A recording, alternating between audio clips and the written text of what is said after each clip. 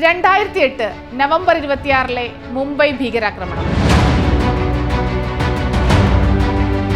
രാജ്യത്തെ ഞെട്ടിച്ച ഏറ്റവും വലിയ ഭീകരാക്രമണം നടന്നിട്ട് 16 വർഷം പിന്നിടുന്നു.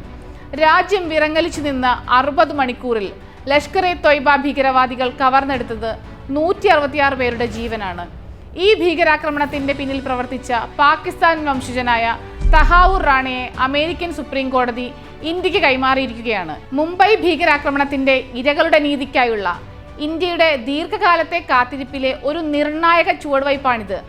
ലോക മനസാക്ഷിയെ പോലും ഞെട്ടിച്ച കൊടും ക്രൂരതയ്ക്ക് പിന്നിൽ പ്രവർത്തിച്ചവരിൽ ഒരാളാണ് തീവ്രവാദിയായ ഡോക്ടർ തഹാവൂർ ഹുസൈൻ റാണ. ലഷ്കർ-ഇ-തൊയ്ബ ഭീകരവാദിയും മുംബൈ ഭീകരാക്രമണത്തിന്റെ പ്രധാന സൂത്രധാരനുമായ ഡേവിഡ് കോൾമാൻ ഹെഡ്ലിയുടെ അടുത്ത അനുയായിയായിരുന്നു തഹാവൂർ റാണ.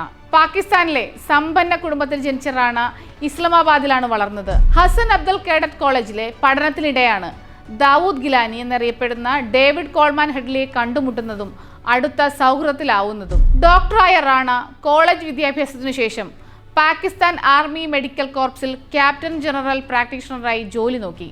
ഭാര്യ സംറാസ് അക്തറും ഡോക്ടറാണ്.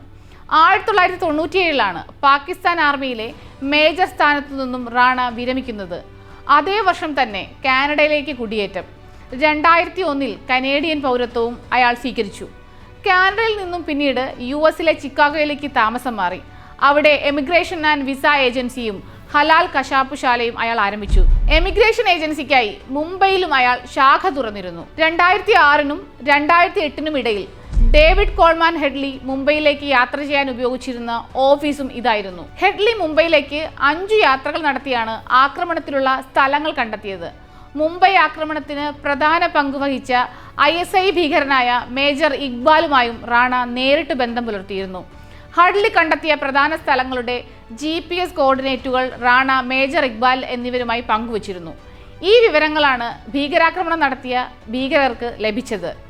ആക്രമണത്തിന് ഏതാനും ദിവസങ്ങൾക്ക് മുൻപ് റാണ തന്നെ മുംബൈ സന്ദർശിക്കുകയും ഇന്ത്യയിൽ പലയിടത്തും യാത്ര ചെയ്യുകയും ചെയ്തിരുന്നു. മുംബൈ ഭീകരാക്രമണത്തിന് പിന്നിലെ ഗൂഢാലോചനയിൽ തഹാവൂർ റാണയുടെ പങ്കു തെളിയിക്കപ്പെട്ടത് സുഹൃത്തും ഭീകരാക്രമണ കേസിലെ പ്രധാന പ്രതിയുമായ ഡേവിഡ് കോൾമാൻ ഹെഡ്ലിയെ അറസ്റ്റ് ചെയ്തപ്പോഴാണ്. പാക് അമേരിക്കൻ വംശജനാണ് ഹെഡ്ലി. ഭീകരാക്രമണം നടത്താനുള്ള പദ്ധതിയുമായി US നിന്നും വിമാനം കയറാൻ ശ്രമിക്കുന്നതിനിടെ FBI 2009 ചിക്കാഗോ രാജ്യാന്തര വിമാനത്താവളത്തിൽ നിന്നാണ് ഹെഡ്ലിയെ അറസ്റ്റ് ചെയ്തത്.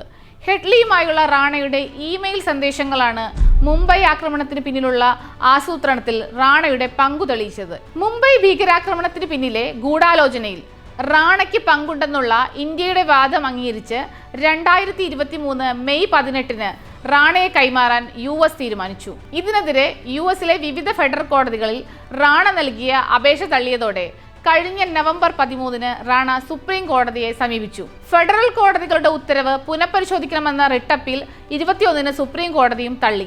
അതോടെ അയാളെ ഇന്ത്യക്ക് കൈമാറാൻ 2025 ജനുവരി 25 US സുപ്രീം കോടതി അനുമതി നൽകി. ഏപ്രിലിൽ റാണയുടെ പുതിയ അപേക്ഷയും സുപ്രീം കോടതി തള്ളിയതോടെയാണ് റാണയെ ഇന്ത്യക്ക് കൈമാറുന്നത്. റാണയെ NIA 12 അംഗ സംഘം ഇനി ചോദ്യം ചെയ്യും.